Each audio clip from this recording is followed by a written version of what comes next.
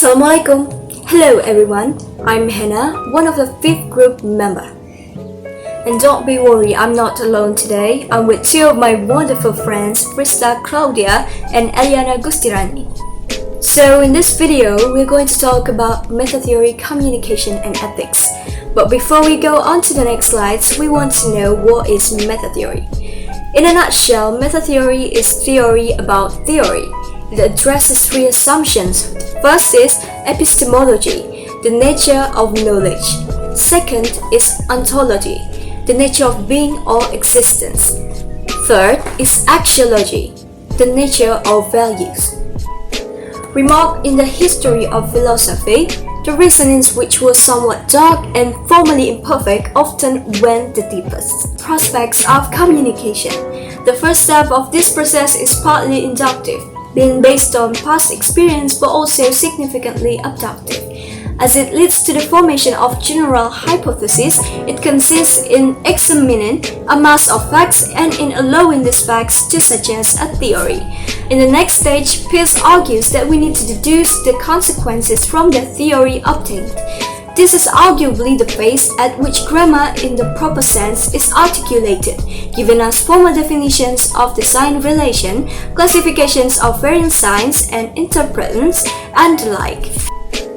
Communication plays a double role in semiotic. On one hand, the basic semiotic components are obtained by an informal analysis of an ordinary communicative sign situation, the object and interpretant fulfilling the vital semiotic roles of utterer and interpreter. On the other hand, as a general theory of signs, semiotics should also be applicable to studies of the field of communicative semiosis. Next, we are going to find the common ground. There are 3 terms of significant outcome of communication. This is Peirce's theory of interpretance. The first is intentional interpretant or II as a determination of the utterer. Second is effectual interpretant or EI as a determination of the interpreter. Third is communicational interpretant or CI as a determination of the comments. This seems clear-cut enough. There is an intention to communicate something that determines the utterer or II. There is an effect on the interpreter that is almost certainly different than intended or EI. And there is an optimal result that is not necessarily equivalent to either II or EI, and which cannot be simply dismissed as the sum of the 2 or CI. The intention does not need to be explicit and conscious. In this context, it refers more broadly to the purposive elements that determine the utterer's mind to an II, nor does the interpreter need to be aware of the EI as an effect on his or her dispositions to think and act in a certain ways. Consequently, this conception leaves room for a broad range of determinations, something that any representation of communication certainly must do in order to lay claim to generality. But there is one aspect that this account seems to leave out. What is that?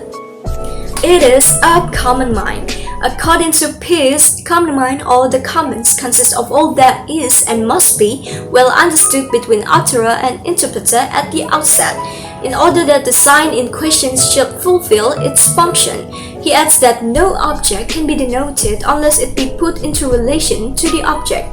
Communicative interaction requires a cognitive and experiential ground.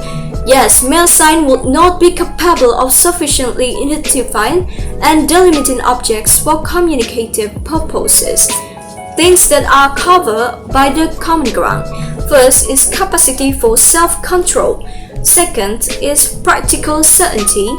Third, grammatical aptitude.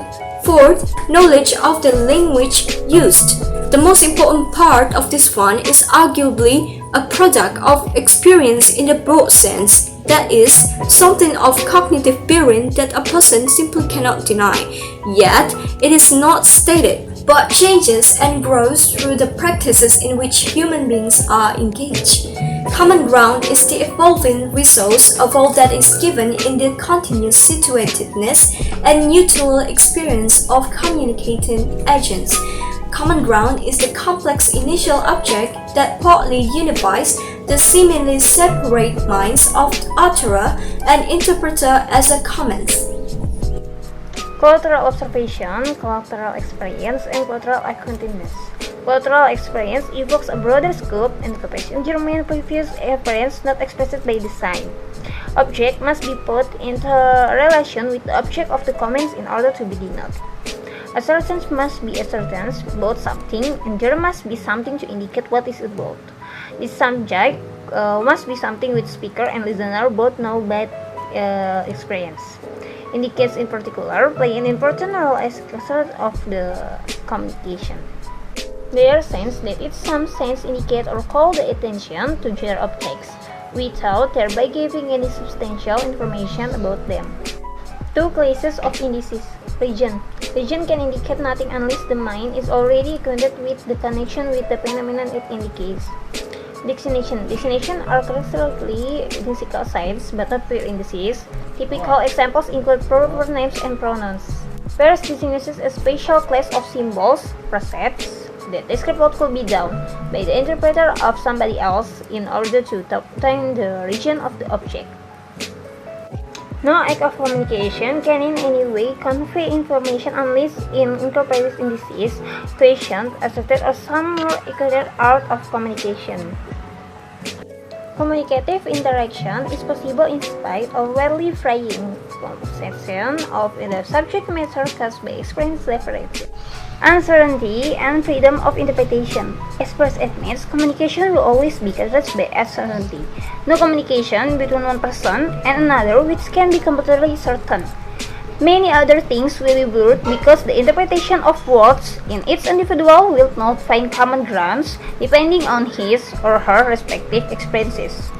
Even in the most intellectual of concepts, the more we try to be accurate, accuracy seems more unattainable. Three causes of communication uncertainty.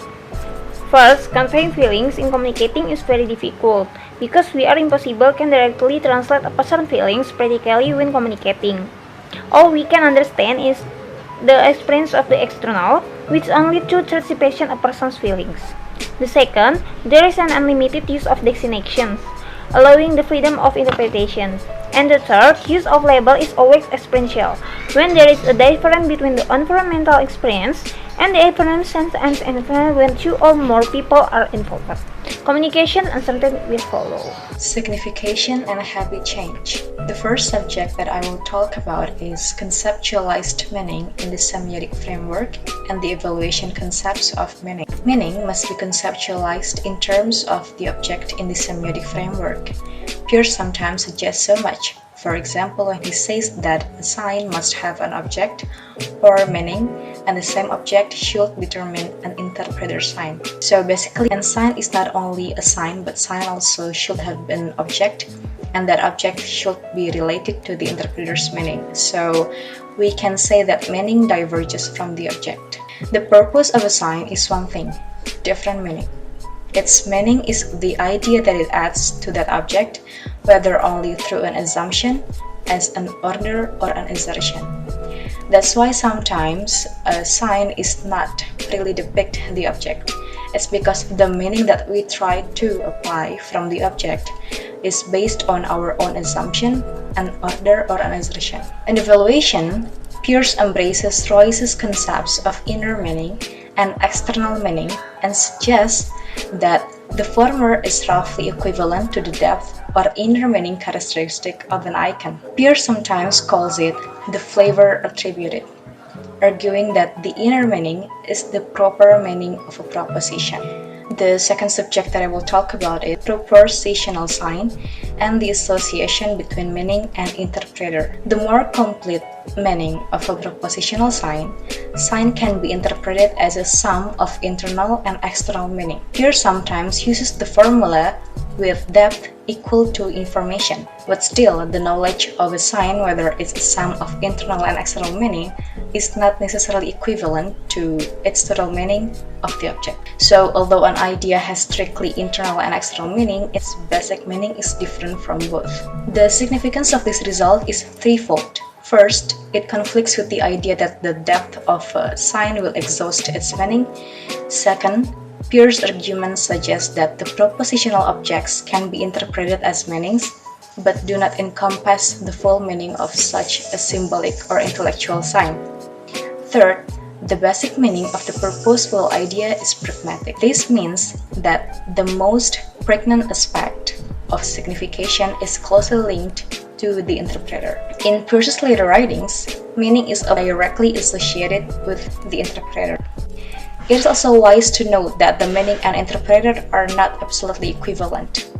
There are internal and external meanings, and more precisely, the meaning of a proposition is not understood until not only its interpreter but also its object is recognized. The last subject that I will talk about is the association between meaning, signification, and habit change. Semiotics is not just sign translation, which would only be part of an infinite viaduct without being transferred to anything other than symbols. This point of view has at least two important implications to note. First, signs do not touch the ground, only through the experiential object. Second, the only type of habit that is truly capable of terminating a certain intellectual process is one that has undergone an appropriate critical test. If the meaning is change of habit, then the meaning of a sign will be lighter for knowledgeable agents than for uninformed people. The latter will be more likely to have their habits greatly altered by knowledge of the sign in question. Also, the meaning of a sign will seem to diminish as its use is established in processes of inquiry and communication, because it would no longer be able to produce changes in habits.